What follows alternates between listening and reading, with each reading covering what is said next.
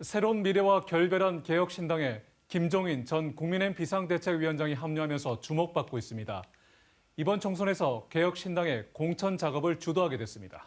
공천 작업을 본격적으로 시작한 가운데 대구 경북 현역 의원을 얼마나 영입할 수 있을지 이준석 대표의 대구 출마 여부에도 관심이 쏠리고 있습니다. 김은혜 기자입니다. 선거 전략가, 킹메이커 같은 수식을 받는 김종인 전 국민의힘 비상대책위원장이 공천관리위원장으로 개혁신당에 합류했습니다. 김종인 위원장은 극단적인 분열만 있는 국내 정치 개혁에 새로운 세력이 필요하다면서 대통령 중심 권력구조 개편과 복지 사각지대 해소 등을 내세우며 최소 20석 이상을 목표로 했습니다. 하지만 고정 지지층이 두껍지 않은 상황에서 개혁신당이 지지자는 물론 후보를 얼마나 확보할 수 있을지가 관건입니다. 다시 보수 행보를 보일 수도 있겠지만 중도층 확보에는 걸림돌이 될 수 있기 때문입니다. 수도권에 이어 영남권 공략이 주요 전략이지만 국민의힘이 공천을 보류한 대구 경북 지역구 공천 확정은 오는 29일 또는 이후로 늦춰지고 있어 컷오프 현역 의원 영입도 쉽지 않습니다.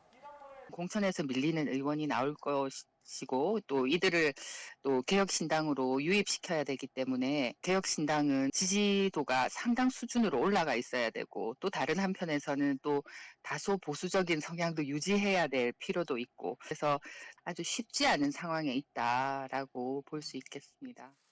이런 가운데 김 위원장은 이준석 대표의 대구 출마를 언급했습니다.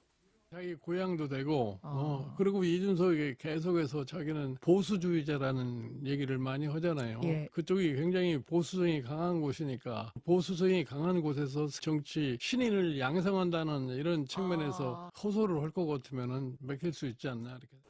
이준석 대표는 모든 걸 틀 안에 놓고 검토하겠다고 했지만 대구 출마 가능성은 높지 않을 수 있음을 내비쳤습니다. 대구 전체가 아마 저 견제에 들어올 가능성이 있습니다. 대구의 다른 국민의힘 후보들이나 전체 그리고 뭐 당연히 관심을 끌 테니까 중앙에서도 그런 지원이 올 테고요. 그래서 굉장히 외로운 싸움이 될 겁니다. 대구에 가게 되면 그게 이제 문제인 거죠. 알겠습니다. 총선이 40여일 앞으로 다가온 가운데 개혁신당 공천과 후보 영입이 대구 경북 보수 표심에 어떤 영향을 미칠지 관심을 끌고 있습니다. MBC 뉴스 김은혜입니다.